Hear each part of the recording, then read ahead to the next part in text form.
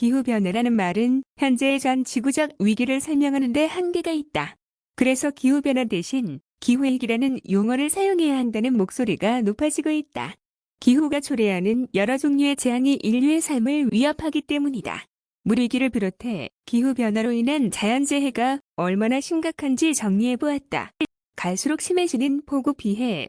올해 8월 인도 남부지방에는 강력한 몬순이 북상하면서 큰 폭우가 발생했다. 보도에 따르면 사망이 394명, 난민 수가 5만 7천 명에 이를 정도로 큰 피해를 입었다. 8월 중순부터는 몬순이 북쪽으로 이동하면서 인도의 중부와 북부, 그리고 방글라데시까지 많은 비를 쏟았다.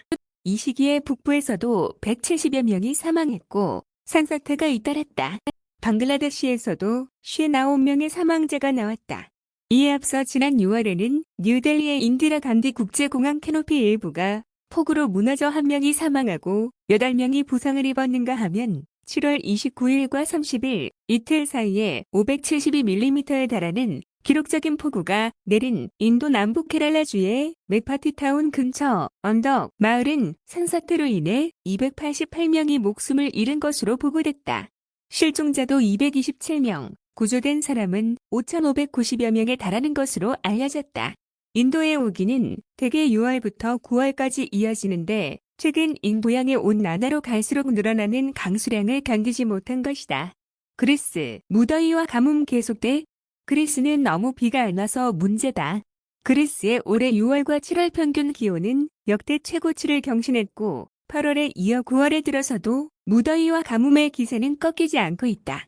그리스 전역에 걸쳐 몇 달 동안 비가 거의 내리지 않았다. 1970년대 말쯤 건설로 마을 전체가 물에 잠긴 클리오 마을은 긴 폭염과 극심한 가뭄으로 모르노스 저수지 수위가 40m나 내려가 바닥을 보이면서 수몰되었던 마을이 45년 만에 드러나기도 했다. 이런 폭염과 가뭄은 그리스뿐 아니라 남유럽 지역 62만 킬로미터에 걸쳐 1년 넘도록 계속되고 있다. 이 면적은 남한의 20배 정도에 이를 만큼 넓다. 이 영향으로 산불이 이어지고 농업은 심각한 상황을 맞았다.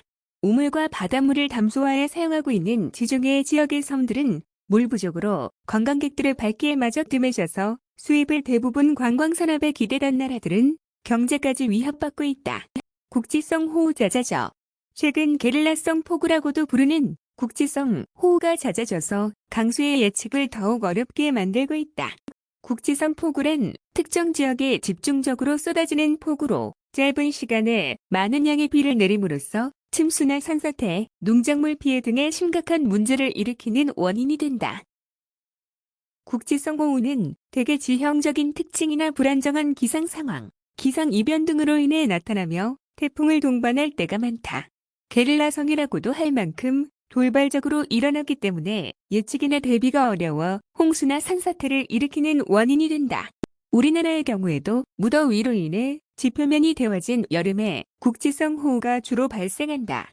서해 쪽에서 밀려온 따뜻하고 습한 공기가 지표면의 열기를 만나면 온도차로 인해 뒤섞이며 순환하는 대류 현상이 일어나고 이 공기층이 북쪽에서 온 차가운 공기와 섞여 비구름을 형성하면서 순식간에 형성된 비구름이 좁은 지역에 국지성 호우를 내리게 한다. 구름대가 막히는 험준한 산악지형, 열섬현상이 일상적인 대규모 도심 지역에 국지성 호우가 자주 발생하는 것은 바로 이러한 이유 때문이다. 작년만 해도 경기 남부와 충청권, 강원 남부 내륙과 산지, 전북, 전남 서부, 경북 내륙, 경남부 서내륙 등에 호우특보가 발효되었고 이때의 집중호우로 47명의 사망자와 3명의 실종자, 주택과 도로의 피해가 1만 2천여 건이 넘는 것으로 집계됐다. 호우특보. 호우로 인해 재해가 발생할 우려가 있을 때 이를 경고하기 위해 발표하는 특보로 호우주의보와 호우경보가 있다.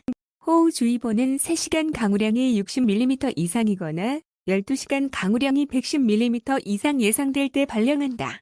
호우경보는 3시간 강우량이 90mm 이상이거나 12시간 강우량이 180mm 이상 예상될 때 발령한다. 여기에 우리나라 기상청은 지난해 6월부터 특히 강수량이 많아 재난이 우려되는 집중호우를 극한호우라는 기상용어로 사용하기 시작했는데 극한호우란 1시간 누적 강수량이 50mm 이상이면서 동시에 3시간 누적 강수량이 90mm 이상인 B 또는 1시간 누적 강수량이 72mm 이상인 B를 부르는 말이다. 호주와 아마존의 대규모 산불. 지난 2월 호주 빅토리아주 북서부에서 대규모 산불이 일주일이 넘게 이어져 서울 면적의 3분의 1이 넘는 213제곱킬로미터의 산림이 불에 타는 일이 벌어졌다. 주민 3만여 명에게 대피령이 떨어졌고 학교를 비롯해 아이와 노인을 위한 시설들이 폐쇄됐다. 심지어 교도소도 문을 닫고 재소자들을 이동시켰다.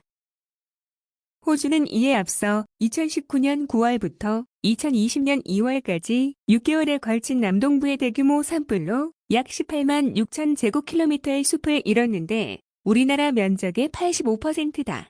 이때 피어오른 연기가 호주를 넘어 뉴질랜드, 나아가 남아메리카 대륙, 태평양 연안과 멀리 도쿄만까지 퍼졌고 우리나라에서도 겨울철임에도 이례적인 고온 현상이 나타났다. 기상학자들은 지구온난화 영향으로 인도양의 동서해 수면이 온도차를 보이면서 산불 지역에 발생한 가뭄이 피해를 키웠다고 보고 있다. 또 이 산불이 태평양 수온을 끌어올려 지난해 초까지 3년간 이어진 라니냐 현상의 원인이 되었다는 분석도 있다. 호주 사람들은 아직도 이날의 재앙을 블랙서머라고 부른다. 지구의 허벌하는 아마존 역시 매년 산불로 몸살을 앓는다. 2019년 8월에 시작된 산불이 1년 넘게 이어지면서 열대우림이 파괴되고 황폐화되고 있다. 그동안 물이 넘쳐나던 지역에 가뭄이 이어지고 있어 많은 이들은 이 지역이 초원지대로 전락할지 모른다고 우려한다. 아마존의 산불은 지역 농부들이 콩이나 사탕수수 농사를 짓거나 축산을 위한 부지 마련을 위해서 밀림을 태우는 관행으로부터 시작되었다. 전 세계가 이러한 행위를 중지할 것을 경고했지만 콩과 설탕, 축산물이 최대 수출 품목인 브라질 당국은 여러 이유를 들어 방관하는 실정이다. 아마존의 산불은 여전히 계속되고 있고 세계자연기금 WWF 브라질 지부에 따르면 올 8월만 해도 아마존 지역에서는 총 28,697건의 화재가 발생했다. 파푸아뉴기니의 산사태. 태평양의 섬나라 파푸아뉴기니 북부 엔가 지역에서는 지난 5월 큰 산사태가 났다.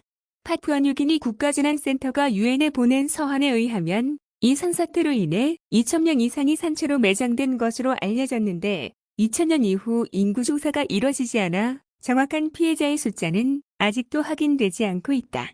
전문가들은 파푸아뉴기니가 불의 고리로 불리는 환태평양 지진대에 있어 지진이 잦고 이로 인해 지반이 약해져 산사태가 나기 쉬운 구조인데다가 최근 몇 년 동안 이상기후로 많은 비가 내리면서 이번 사태가 발생했다고 분석했다. 영국 할 대학의 데이브 패틀리 교수는 원래 숲이 있어야 할 곳이 파괴되고 있다며 지질이나 기상 조건 외에도 인간의 무분별한 개발이 원인의 하나라는 점도 지적했다.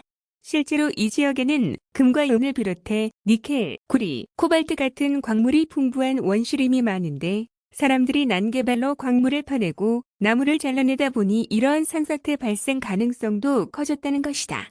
호우와 가뭄, 산사태와 산불의 원인이 단순히 자연이 불러일으키는 재해가 아니라 사람의 역할이 그것을 부추기고 가중시킨다는 얘기도 되는 셈이어서 참담해지지 않을 수 없다.